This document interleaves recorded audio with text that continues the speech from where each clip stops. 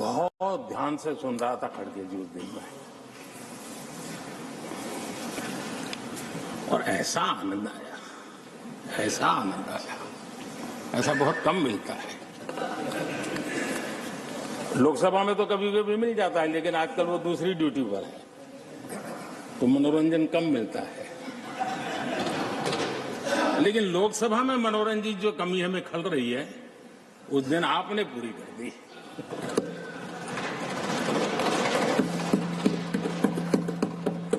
और मुझे प्रसन्नता इस बात की थी कि मैंने खड़गे जी काफी लंबा और बड़ी इम्तिहान वजह से शांति से बोल रहे थे, समय भी काफी लिया था। तो मैं सोच रहा था कि आजादी मिली कैसे, इतना सारा बोलने की आजादी मिली कैसे। तो मैं सोच तो रहा था, लेकिन बाद में मेरे ध्यान में आया कि दो स्पेशल कमांडर जो रहते ना उस दिन नहीं थे, और आजकल नहीं रहते, और इसलिए बहुत भरपूर फायदा स्वतंत्रता का आदरणीय खड़गे जी ने उठाया।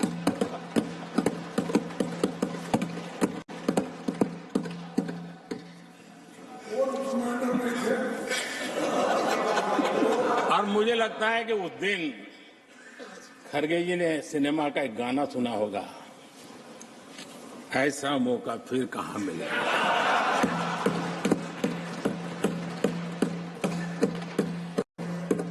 और खड़गे जी भी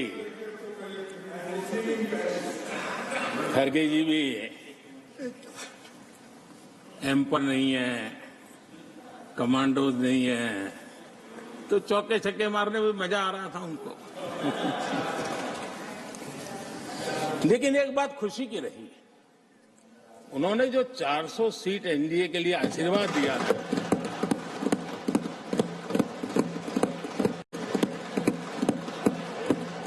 और मैं खड़गे जी के इन आशीर्वाद को, आपके आशीर्वाद मेरे सर आंखों पर, अब आपको आशीर्वाद वापिस लेना तो ले सकते हैं, क्योंकि एक खबर तो आ गए हैं।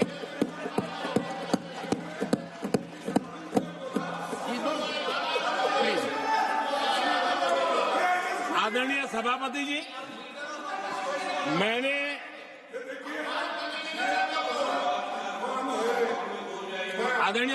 जी, मुझे पिछले वर्ष का वो प्रसंग बराबर याद है। उस सदन में हम बैठते थे और देश के प्रधानमंत्री की आवाज को गला घोंटने का भरपूर प्रयास किया गया।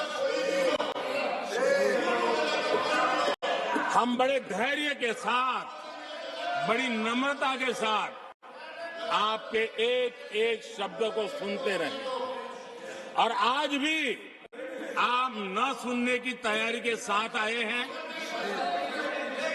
आप न सुनने की तैयारी के साथ आए हैं, लेकिन मेरी आवाज को आप दबा नहीं सकते हैं।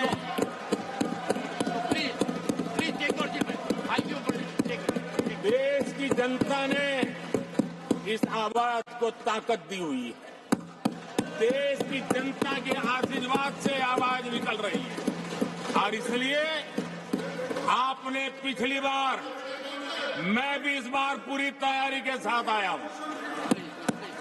मैंने सोचा था कि उस वक्त कि शायद आप जैसे व्यक्ति सदन में आए हैं तो मर्यादाओं का पालन करेंगे, लेकिन 1.5-2 घंटे तक क्या जुल्म किया था आप लोगों ने मुझ पर, और उसके बाद भी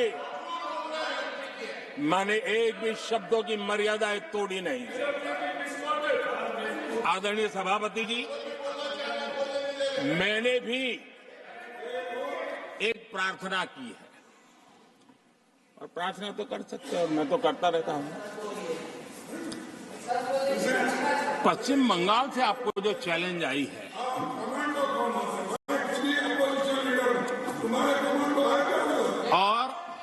Nothing I'm going to go say.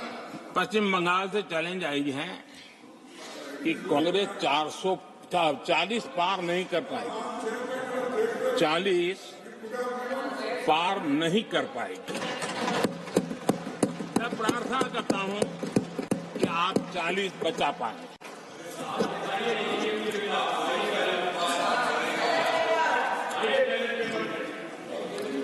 आदरणीय सभापति जी, हमको बहुत सुनाया गया है और हमने सुना है। लोकतंत्र में आपका कहने का अधिकार है और हमारी सुनने की जिम्मेवारी है। और आज जो भी बातें हुई हैं उसको मुझे देश के सामने रखनी चाहिए और इसलिए मैं प्रयास करूंगा।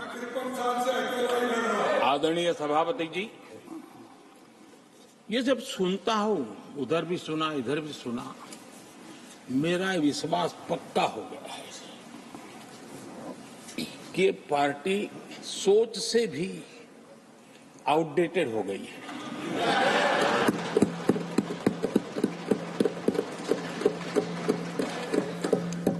और जब सोच आउटडेटेड हो गई है तो उन्होंने अपना कामकाज भी आउटसोर्स कर दिया है। देखते ही देखते इतना बड़ा दल, इतने दशकों पर तक देश पर राज करने वाला दल, ऐसा पतन, ऐसी गिरावट, हमें खुशी नहीं हो रही है। हमारी आपके प्रति संवेदनाएं हैं, लेकिन डॉक्टर क्या करेगा जी? पेशेंट खुद आगे क्या बोलूं?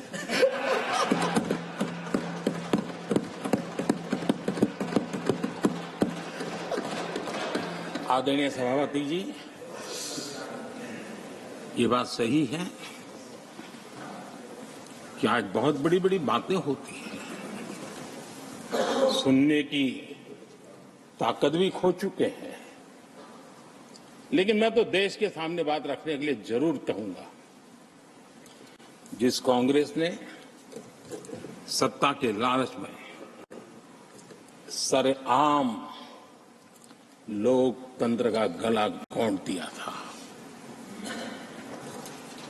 जिस कांग्रेस ने दर्जनों बार लोकतांत्रिक तरीके से चुन करके आई सरकारों को रातों रात भंग कर दी थी, बर्खास्त कर दी, जिस कांग्रेस ने देश की संविधान लोकतंत्र की मर्यादा को जेल के सलाखों के पीछे बंद कर दिया था, जिस कांग्रेस ने अखबारों पर ताले लगाने तक की कोशिश की थी, आवाज, जो कांग्रेस देश को तोड़ने के नैरेटिव घड़ता का नया शौक उनको पैदा हुआ, इतना तोड़ा कम नहीं है, अब उत्तर दक्षिण को तोड़ने के लिए बयान दिए जा रहे हैं।